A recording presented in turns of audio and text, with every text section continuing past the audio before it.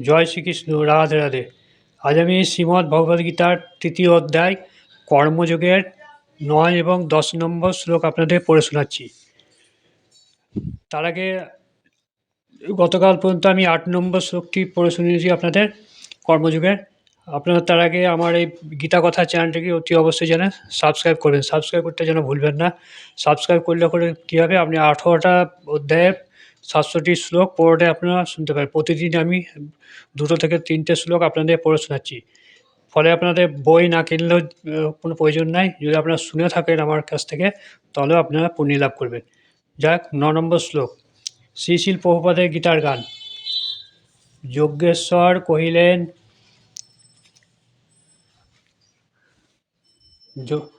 শ্রী শিল প্রভুপাদের গীতা। যজ্ঞেশ্বর ভগবানের সন্তোষ লাগিয়া নিয়মিত কর্ম আসক্তি তাজিয়া, আর যত কর্ম হয় বন্ধের কারণ, অতএব সে কার্য কর নিবারণ। ভগবৎ সন্তোষাচার্য কর্মের প্রসঙ্গ, যত কিছু আচরণ সব মুক্ত সঙ্গ। অনুবাদ: বিষ্ণুর প্রীতি সম্পাদন করার জন্য কর্ম করা উচিত, তা নাহলে কর্মজীবকে জড় জগতের বন্ধনে আবদ্ধ করে। তাই হে কন্তীয়, ভগবানের সন্তুষ্টি বিধানের জন্য কেবল তোমার কর্তব্য কর্ম অনুষ্ঠান করো এবং তার ফলে তুমি সদা সর্বদা জড়জগতের বন্ধন থেকে মুক্ত থাকতে পারবে।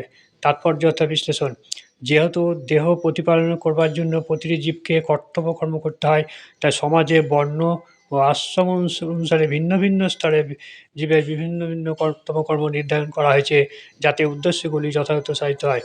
যজ্ঞ বলতে এখানে ভগবান বিষ্ণুকে বোঝায়, তাই তাকে প্রীত করার জন্য সমস্ত যজ্ঞের অনুষ্ঠান করা হয়। বেদে বলা হয়েছে যজ্ঞ বৈ বিষ্ণু। তার মানে আমরা জানতে পারি যে নানা রকম আচার অনুষ্ঠানের মাধ্যমে যজ্ঞ করার আর সরাসরিভাবে ভগবান বিষ্ণুর সেবা করার পরিণাম একই। এই দুই অনুষ্ঠানের ফলে একই উদ্দেশ্য সাধিত হয়। সুতরাং এই শ্লোকে আমরা জানতে পারি যে কৃষ্ণ ভাবনা চর্চা করার জন্য আমরা যে কর্তব্য করব তা হচ্ছে যজ্ঞ। বর্ণাশ্রম ধর্মের উদ্দেশ্য হচ্ছে ভগবান বিষ্ণুকে তুষ্ট করা। তাই বিষ্ণুকে সন্তুষ্ট করার জন্য কেবল কর্তব্য কর্ম করা উচিত। এছাড়া সমস্ত কর্মই আমাদের জড়জগতে বন্ধনে আবদ্ধ রাখে।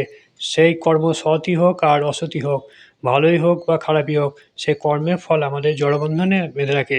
তাই শ্রীকৃষ্ণকে তুচ্ছ করার জন্য কর্তব্য কর্ম করতে হয়, তুষ্ট করার জন্য। এইভাবে যে ভগবানের সেবা পরায়ণ হয়েছে, সে আর কখনো জড়বন্ধনে আবদ্ধ হয় না। অত্যন্ত বিচক্ষণতার সঙ্গে এইভাবে কর্তব্য কর্ম সাধন করাতে বলা হয় বুদ্ধিমান। যোগ্য গুরুর সান্নিধ্যে না এলে এই যোগ সাধন করা যায় না। ভগবত তত্ত্বজ্ঞানী শুদ্ধ ভক্তের তত্ত্বাবধানে অথবা স্বয়ং ভগবানের তত্ত্বাবধানে গভীর নিষ্ঠার সঙ্গে এই যোগ সাধন করতে হয়। ইন্দ্রিয় সুখ ভোগের জন্য কর্ম না করে ভগবানের সেবায় সমস্ত কর্তব্য কর্ম করা উচিত। এইভাবে চর্চার ফলে শুধু কর্মফলে বন্ধন থেকে মুক্ত হওয়া যায় তাই নয়, এছাড়া ভগবানের প্রতি অপ্রাকৃত প্রেম ভক্তি সেবা চর্চা পর্যায়ে ক্রমশ উন্নতি হওয়া যায়, যার ফলে তার সচিতানন্দ পরম ধামে উপনীত হওয়া সম্ভব হয়। তাহলে 9 নম্বর শ্লোকে আমরা কী বুঝলাম, যে ভগবানকে সন্তুষ্ট করার জন্য যজ্ঞ করা উচিত। যজ্ঞ হচ্ছে মানে করলে বিষ্ণু সন্তুষ্ট হবে, তার মানে ভগবান শ্রীকৃষ্ণ তাতে সন্তুষ্ট হবে। তার জন্য ভগবান সন্তুষ্ট করার জন্য কৃষ্ণ বলছে গিয়ে শ্রীকৃষ্ণকে কর্তব্য কর্ম করতে হয়। কর্তব্য কর্ম হচ্ছে তার সেবা করা। কর্ম একমাত্র হচ্ছে কর্তব্য কর্ম হচ্ছে তার ভগবানের সেবা করা। ভগবানের সেবা করলে কি আর জড়বন্ধনে আবদ্ধ হতে হয় না। অর্থাৎ সে ভগবানের সেবা করার ফলে তার পরবর্তী যে জন্ম তিনি যে কৃষ্ণ লাভ করবেন, ফলে আর মানে স্টেজ বাই স্টেজ তাকে আর মনুষ্যরূপে জন্মগ্রহণ করতে হবে না, ভগবানের সান্নিধ্য লাভ করবেন এর ফলে। 10 নম্বর শ্লোক। শ্রী শিল প্রভুপাদের গীতার গান। প্রজাপতি সৃষ্টি করি যজ্ঞের সাধন, উপদেশ করেছিল শুনে প্রজাগণ, যজ্ঞের সাধন করি সুখী হও তা সবে, যজ্ঞ দ্বারা ভোগ পাবে ইন্দ্রিয় বৈভবে। অনুবাদ: জীবের পালনকর্তা বিষ্ণু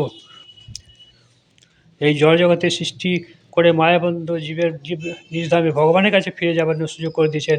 পরমেশ্বর ভগবান শ্রীকৃষ্ণের সঙ্গে তাদের যে নিত্য সম্পর্ক রয়েছে, সে সম্পর্কে কথা ভুলে যাওয়ার ফলেই জীব এই প্রকৃতিতে পতিত হয়ে জড়বন্ধনে আবদ্ধ হয়ে পড়েছে। বেদের বাণী আমাদের এই শাশ্বত সম্পর্কের কথা মনে করিয়ে দেয়। ভগবদ্গীতাতে ভগবান বলেছেন, বোধেশ্চর্য সর্বরোহ বেদমক। সমস্ত বেদে একমাত্র জানবার বিষয় হচ্ছে আমি। বৈদিক মন্ত্রে বলা হয়েছে প্রতি বিশ্বসাতেশ্বরম, বিষ্ণু হচ্ছেন সমস্ত জীবের ঈশ্বর, সমস্ত বিশ্ব চরাচরের ঈশ্বর।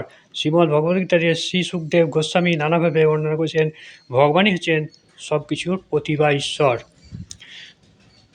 ভগবান বিষ্ণু হচ্ছেন প্রজাপতি, তিনি সমস্ত জীবের প্রতি, তিনি সমস্ত বিশ্ব চরাচরের প্রতি, তিনি সমস্ত সৌন্দর্যের প্রতি, তিনি সকলে কর্তা।